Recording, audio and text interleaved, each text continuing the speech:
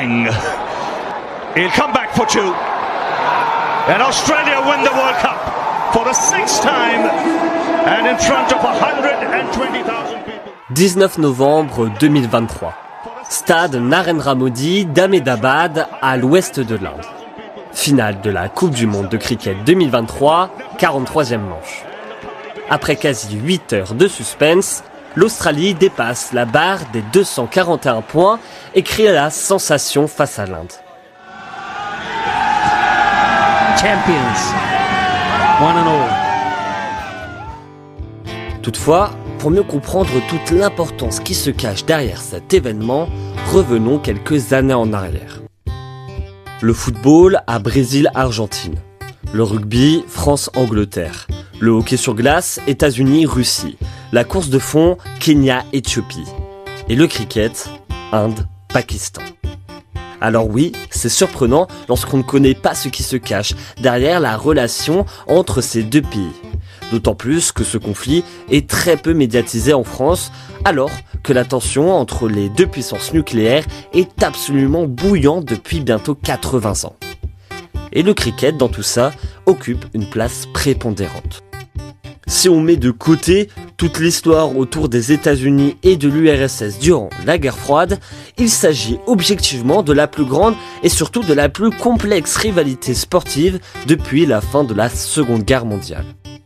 Dans ces contrées où le cricket est une véritable religion, ce sport détient une fonction à part. À la fois capable de refroidir comme nul autre les hostilités, puis quelques années plus tard, d'embraser ce conflit latent.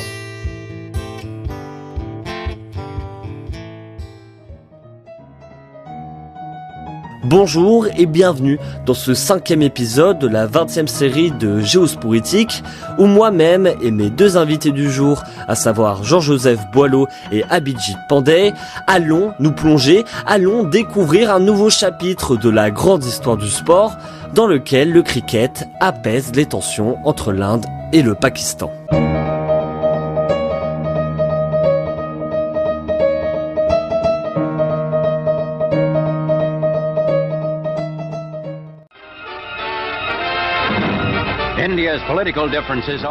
Les divergences politiques de l'Inde concernant les nouvelles frontières sont éclipsées par la guerre religieuse entre musulmans et hindous. Rien qu'à Delhi, plus de 200 000 musulmans fuient. L'Inde est une mosaïque sur laquelle se trouvent pléthore de religions différentes, dont notamment l'hindou et l'islam. Et ce, depuis la période pré-indépendance. Les branches nationalistes néfastes de chacun prennent racine aux prémices du 19e siècle. Paradoxalement, au départ, leurs différends représentent une immense force pour la cause indo-pakistanaise, notamment lors de la révolte des Sipahs en 1857. Face à cela, les Britanniques ont appliqué une stratégie simple, mais terriblement efficace, celle de diviser pour mieux régner. On l'a d'ailleurs expliqué en profondeur durant le premier épisode avec ces clubs religieux de cricket nommés Gymkhanas. Ça et plein d'autres outils vont profondément diviser ces deux communautés. Mais la fracture s'accentue réellement le 15 août 1947, date de l'indépendance des Indes britanniques. Ce territoire est alors divisé en deux pays, l'Inde à majorité hindoue et le Pakistan à majorité musulmane. Et cette scission entraîne un déplacement de population inédit. Selon les sources, entre 10 et 15 millions de personnes ont connu l'exode. C'est énorme. Sauf qu'au lieu de se passer dans le respect mutuel, ces flux provoquent d'importantes violences interreligieuses. Là aussi, les chiffres varient, passant d'une centaine de milliers à quasi 2 millions de morts. Une immense blessure qui impactera à jamais les relations entre les deux contrées. D'autant plus que la prise des provinces de Junagadh et du Cachemire par l'Inde était et est toujours contestée par le Pakistan. Aujourd'hui, je dirais que le cricket est un peu le miroir des réalités géopolitiques dans la région aujourd'hui, parce que en ce moment, il y a plein de pays avec lesquels la diplomatie est un peu gelée, entre l'Inde et le Pakistan, par exemple, l'Inde et le Bangladesh. C'est un autre exemple. Moi, j'ai le sentiment que ça a plutôt pacifié les relations entre l'Inde et le Pakistan. C'est tout à fait différent avec les autres pays. C'est très très différent. Mais avec le Pakistan, où là on rejoue en gros la partition lors de chaque match de cricket. Il faut voir, c'est impressionnant quand même. Mais grâce au cricket, la haine, la violence sourde entre les deux nations a pu être, je pense, divertie, canalisée.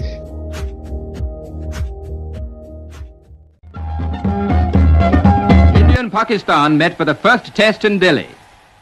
L'Inde et le Pakistan se sont retrouvés pour la première fois lors d'un test match à Delhi.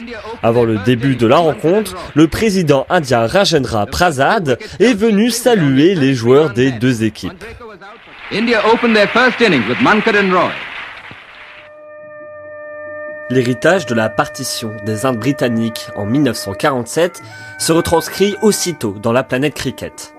Déjà bien politique durant cette période coloniale, le sport amplifie cet aspect politique juste après ce conflit sanglant entre les groupes ethniques indo-pakistanais.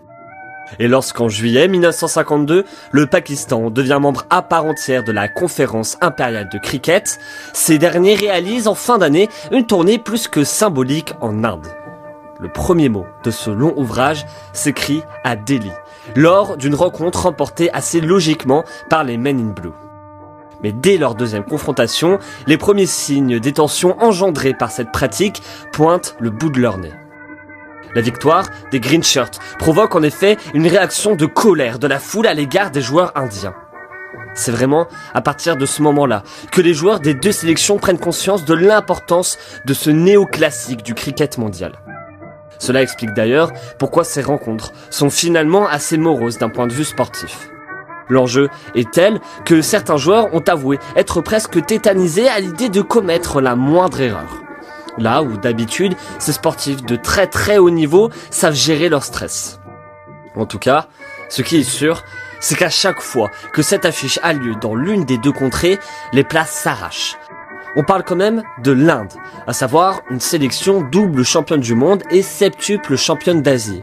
Et bien sûr du Pakistan, qui lui aussi a déjà remporté la Coupe du Monde. Au fil du temps, toute la symbolique autour de cette affiche ne va cesser d'évoluer. Et c'est vrai que, d'une certaine façon, les Britanniques avaient une préférence très nette pour les musulmans, au départ en tout cas, pour les musulmans contre les hindous. Et au moment de la partition, lorsque les Britanniques vont être justement un peu les arbitres de la confrontation entre les musulmans et les hindous dans l'ancien empire des Indes, eh bien on va dire d'une certaine façon, c'est pas faux, les Britanniques vont accorder aux musulmans un peu plus de faveur.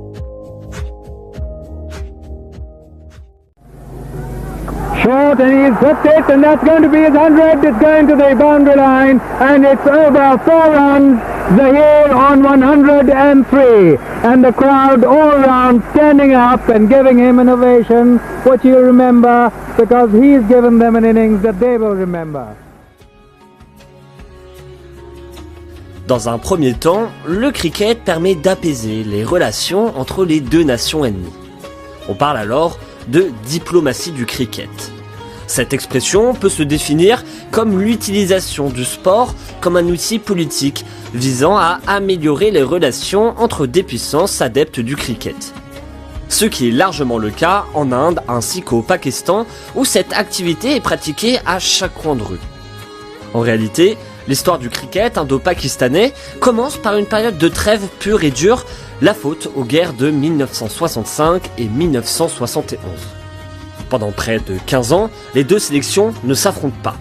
Les relations diplomatiques étaient alors mortes, et c'est justement dans cette optique de retrouver un certain lien que le cricket va largement être utilisé dans les années 80. Les Cricket Series de 1978 marquent d'ailleurs un immense bond en avant. La Fédération internationale et les gouvernements ne sont toutefois pas dupes. Organiser ces classiques dans l'un des deux territoires reste extrêmement risqué. Mais la croissance de population d'expatriés des deux pays à travers le monde va alors permettre de disputer la plupart des affiches à l'étranger sans pour autant perdre tout l'engouement qu'engendre cette rencontre. Jusqu'au début des années 2000, les séries entre les Men in Blue et les Men in Green organisées au Canada seront d'ailleurs surnommées la Friendship Cup. Pour les Indiens comme pour les Pakistanais, le fait de voir leur modèle, de voir leur idole respectée et plus globalement de n'avoir aucun problème avec leur soi-disant antagoniste va apaiser les tensions entre ces deux peuples.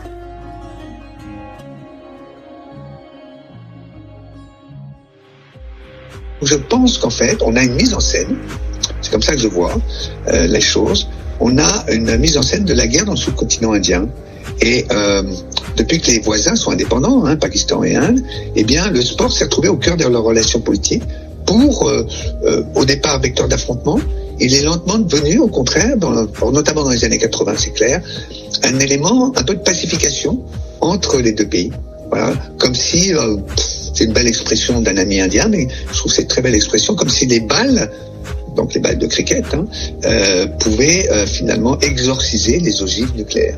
Et donc, c'est comme ça qu'est née l'expression diplomatie du cricket. Diplomatie du cricket, ça concerne beaucoup les relations entre l'Inde et le Pakistan, mais aussi d'ailleurs avec les autres pays bien sûr de la région, mais aussi avec les pays du Commonwealth. Enfin, c'est surtout au niveau de la sous-région d'Asie du Sud qu'on peut parler d'une géopolitique et d'une diplomatie du cricket.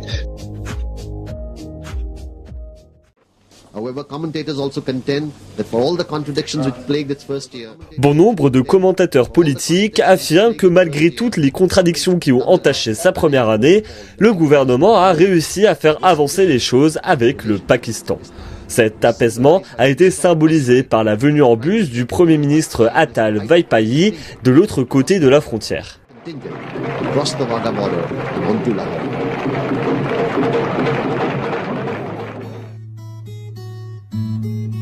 Au-delà du grand public, le cricket représente de même une formidable excuse pour pouvoir réaliser des visites diplomatiques chez le voisin. En février 1987 par exemple, le général pakistanais Zia-ul-Haq a assisté à un match test entre l'Inde et le Pakistan à Jaipur. Puis, immédiatement après la visite historique du Premier ministre indien Vaipayi au Pakistan en 1999, l'équipe pakistanaise a réalisé une nouvelle tournée en Inde.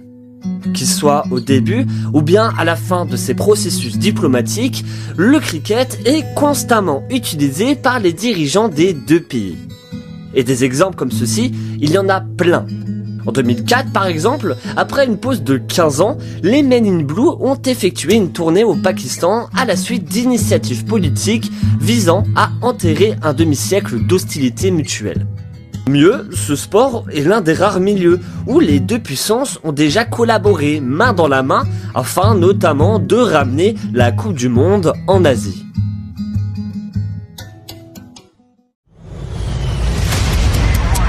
Tango Tiger, recall all aircraft. और इस लड़ाई को जीतने के लिए हमें प्रयास करना है. Kargil was mission impossible as far as the Indian armed forces were concerned. India realized that you needed air power to beat this enemy. Même quand le conflit reprend du galon, le cricket se transforme en une sorte d'intermédiaire entre les deux peuples. Plus particulièrement depuis le passage dans les années 2000. En dépit de quelques épisodes finalement assez insignifiants, depuis la guerre de 1971, il n'y avait pas eu d'importantes exactions au point de rallumer considérablement les braises d'antan. Du moins, jusqu'au conflit de Kargil en 1999. Cette tentative d'invasion pakistanaise dans les hautes montagnes du Cachemire a jeté un énorme coup de froid sur ces relations bilatérales. Ce n'est qu'en 2003 que le Premier ministre Vaipayi a tenté d'apaiser la situation en usant du cricket avec une tournée de la sélection indienne. La dernière tournée bilatérale complète entre les équipes a finalement eu lieu en 2007. Mais ce n'est pas pour autant que le cricket perd de son influence. Bien au contraire, car après les attentats de Mumbai en 2008, la présence d'hommes politiques pakistanais lors de la demi-finale de la Coupe du Monde 2011 opposant les deux nations a envoyé un message fort de paix auprès de la population. Je pense que les deux pays ont beaucoup essayé de résoudre les problèmes grâce au cricket. J'ai notamment en tête l'image du Premier ministre indien et le président pakistanais qui étaient ensemble en 2011 pendant la Coupe du Monde de cricket à la demi-finale. Donc c'était assez... je me rappelle que j'étais petit à ce moment-là, mais c'était assez marquant de voir un politicien pakistanais et un politicien indien ensemble en train de regarder un match de cricket. Surtout, c'était 3 ans après les attentats de 2008 à Bombay. Donc, je pense que c'était un moyen de créer de la confiance entre les deux pays.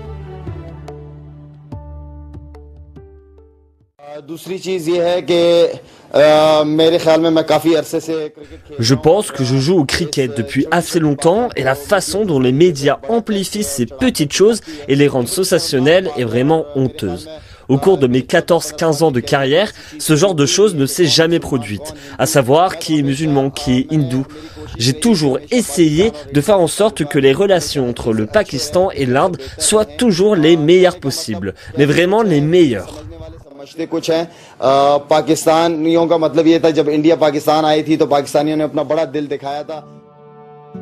Mais qui de mieux que les joueurs eux-mêmes pour parler de ce match si particulier ?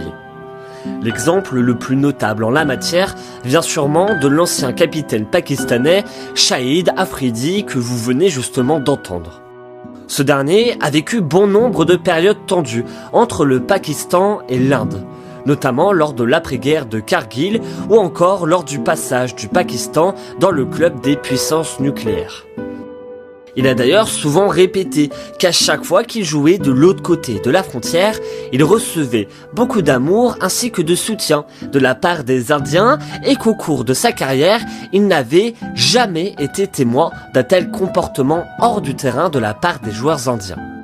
Il est même allé plus loin en déclarant, je cite, que nous nous saluions avec respect sur le terrain et nous ne voyons aucune haine entre les joueurs. Même pendant les périodes difficiles, comme le conflit de Kargil, nous sommes restés accueillants les uns envers les autres et avons apprécié de nous rencontrer en dehors du terrain en tant que sportifs. Et là, il s'agit du joueur star, pratiquant le sport le plus populaire au Pakistan. Autant vous dire que des prises de parole comme celle-ci ont forcément un certain écho auprès de l'opinion publique. Je pense que si on prend l'exemple Inde-Pakistan, c'est l'exemple parfait parce que pendant longtemps, l'Inde a beaucoup essayé, enfin les deux pays ont beaucoup essayé de faire une diplomatie du cricket, mais ça n'a pas été sans problème. J'aurais bien aimé m'arrêter sur ce point positif. Mais bon, je vais encore vous embêter une semaine supplémentaire avec le cricket car là, on a parlé seulement d'une seule facette de ce sport dans les relations indo-pakistanaises.